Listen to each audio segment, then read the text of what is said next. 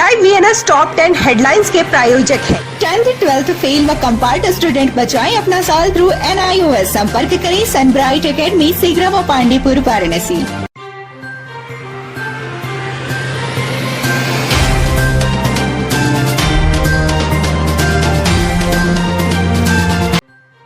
वाराणसी नगर निगम की सीमा के अंदर संचालित सैकड़ों अस्पताल, nursing home, pathology centre, dental clinic, प्रसूति गृह, एक्सरे क्लिनिक, प्राइवेट क्लिनिक से निर्धारित वार्षिक लाइसेंस शुल्क वसूले जाने का नियम है।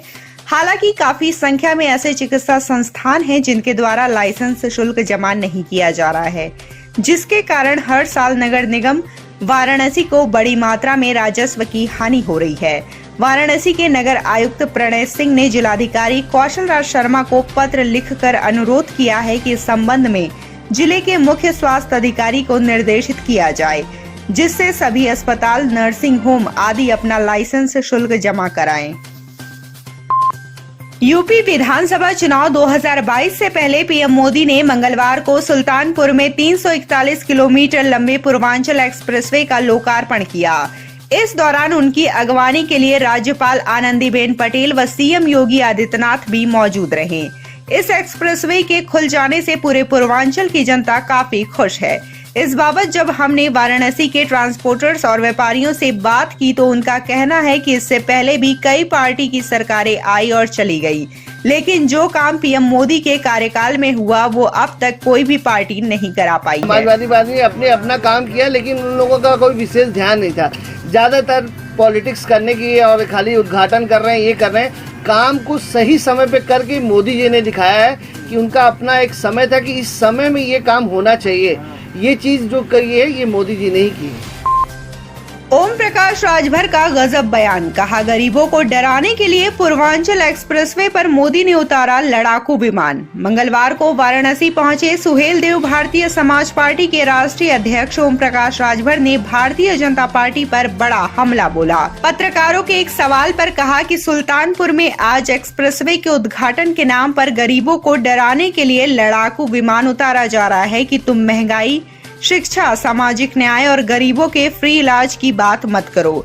यह आवाज देख लो और दहल जाओ, खाली हिंदू मुसलमान की बात करो। सुल्तानपुर में आज लड़ाकू विमान उतारे जा रहे हैं पूर्वांचल एक्सप्रेसवे पे। वो गरीबों को डरवाने के लिए उतारा जा रहा है कि महंगाई की बात मत करना, तुम शिक्षा की बात मत करना, तुम जो है सामाजिक न्याय समिति की बात मत करना, तुम गरीबों के इलाज की फ्री की बात मत करना। इस आवाज को देख के दहल जाओ, तुम खाली हिंदू मुसलमान की बात करो। मुसलमानों को देश से निकालना है, लेकिन हम लोग, हमारी पार्टी मुसलमानों के बेटाओं से शादी करके हम लोग वहां दोस्ती करेंगे रोटी बेटी का। इस नाते जहाज उतारी जा रही है। यूपी विधानसभा चुनाव को लेकर सभी पार्टियों ने शंखनाद कर दिया है और सभी पार्टी जनता के बीच पहुंचकर अपनी पार्टी का एजेंडा बताने में जुटी हुई है। इसी कड़ी में कांग्रेस पार्टी के कार्यकर्ताओं ने अजराई के साथ शहर में आज जन जागरण रैली निकाली। रैली के दौरान जनता को भाजपा के कार्यकाल में बढ़ती महंगाई, बेरोजगारी और भ्रष्टाचार को अपने निशाने पर रखते हुए लोगों से कांग्रेस के पक्ष में वोट देने की अपील की। इस दौरान हाल ही में प्रियंका गांधी द्वारा दिया गया नारा भाजपा हटाओ और कांग्रेस लाओ भी लगता रहा। हमारे पूरे प्रदेश में महंगाई, भ्रष्टाचार और जो बेरोजगारी है उसके विरोध में ये पदयात्रा निकल रही है और प्रियंका जी की जो प्रतिज्ञाएं हैं, जो उन्होंने प्रतिज्ञा किया है 40% महिलाओं के लिए, अपने बच्चियों के लिए लैपटॉप, स्कूटर, सारी चीज़ें जो व्यवस्था है वो निश्चित तौर से हम इस प्रतिज्ञा यात्रा में और आज की जो जन जागरण यात्रा है इसमें आम जनता को, आम लोगों को हम बताएंगे। प्रधानमंत्री मोदी के संसदीय क्षेत्र वाराणसी में पीएम के विकास कार्यों को जन जन तक पहुंचाने के लिए वाराणसी विकास दर्शन यात्रा निकाली गई। यात्रा का शुभारंभ वैदिक ब्राह्मणों द्वारा वैदिक मंत्रोच्चारण व शंखनाद और ढोल बाजे के साथ किया गया। प्रधानमंत्री जनसंपर्क कार्यालय गुरुधाम से स्वच्छता संसदीय अध्यक्ष मनोज गुप्ता के नेतृत्व में निकलने वाली वाराणसी विकास दर्शन यात्रा में 2 दर्जन से ज्यादा गाड़ियों का काफिला शामिल हुआ।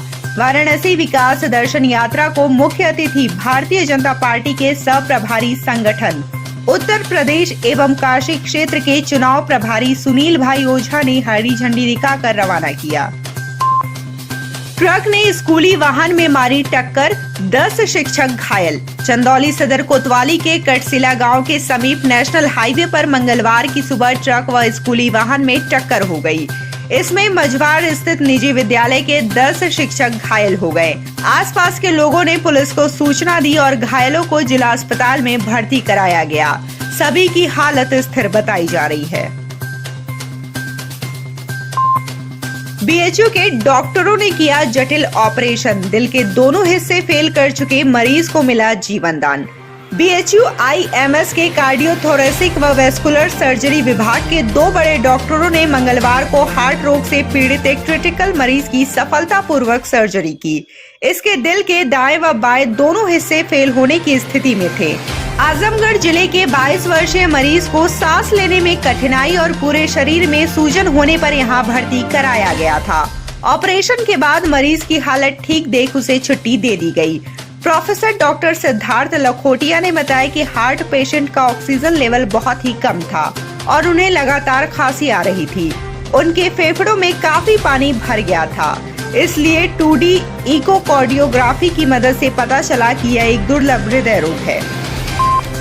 देव दीपावली 2021 की तैयारियों के लिए पर्यटन मंत्री डॉक्टर नीलकंठ तिवारी ने मंगलवार को समीक्षा बैठक की। इस दौरान उन्होंने महोत्सव में पर्यटन विभाग का सहयोग कर रही समितियों के अध्यक्षों और प्रतिनिधियों के साथ 1-to-1 चर्चा की। यह समितियां घाटों, नगर में स्थित कुंडों व तालाब पर दीप प्रज्वलित करेंगी। पर्यटन मंत्री ने समितियों से कहा कि कोई भी समस्या होने पर अविलंब उनसे व्यक्तिगत संपर्क कर सकते हैं। उन्होंने अधिकारियों को स्वयं घाटों पर उतरकर स्थलीय निरीक्षण कर कमियों को दूर करने के निर्देश दिए। उन्होंने कहा कि सभी कुंड, तालाबों पर लगे फव्वारे और लाइटिंग एक दिन के अंदर ही चेक करके चालू हालत में रखी जाए। बता दें कि इस वर्ष 12 लाख दियों को प्रज्वलित करने के लक्ष्य के लिए सभी 120 समितियों को 1-1000 दिए तथा तेल वितरित किए जा रहे हैं। कार्तिक पूर्णिमा की शाम देव दीपावली पर्व को सुरक्षित और सकुशल संपन्न कराने के लिए मंगलवार को वाराणसी पुलिस कमिश्नरेट के additional police commissioner Subhash Chandra Dubey ने महकमे के अधिकारियों और नाविकों के साथ मीटिंग की। मीटिंग में कार्तिक पूर्णिमा देव दीपावली त्योहार पर्व को सुरक्षित एवं सकुशल संपन्न कराने के लिए सभी बिंदुओं पर विचार विमर्श किया गया व मुख्य रूप से कई दिशा निर्देश दिए गए। एडीसीपी ने सभी नाविकों को निर्देशित किया कि वे अपनी नाव में लाइफ सेविंग जैकेट, टॉर्च, रस्सा आदि सहित सभी लाइफ सेविंग उपकरण अवश्य रखेंगे। इसके अलावा नाव में निर्धारित भार क्षमता से अधिक सवारियों को किसी भी दशा में नहीं बैठाएंगे व अपनी नाव में भार क्षमता का डिस्प्ले करेंगे। देव दीपावली पर 15 लाख दीपों से जगमगाएंगे 84 घाट। हॉट एयर बैलून से टूरिस्ट देख सकेंगे काशी की अलौकिक छटा। काशी की देव दीपावली पूरे विश्व में प्रसिद्ध मानी जाती है। इस वर्ष देव दीपावली का उत्सव काशी वासियों और पर्यटकों के लिए बेहद खास और भव्य होने वाला है, क्योंकि इस साल जहां देव दीपावली पर 15 लाख दीपों से काशी के 84 घाट जगमग होंगे, तो वहीं काशी वासी हॉट एयर बैलून का भी लुफ्त उठा सकेंगे।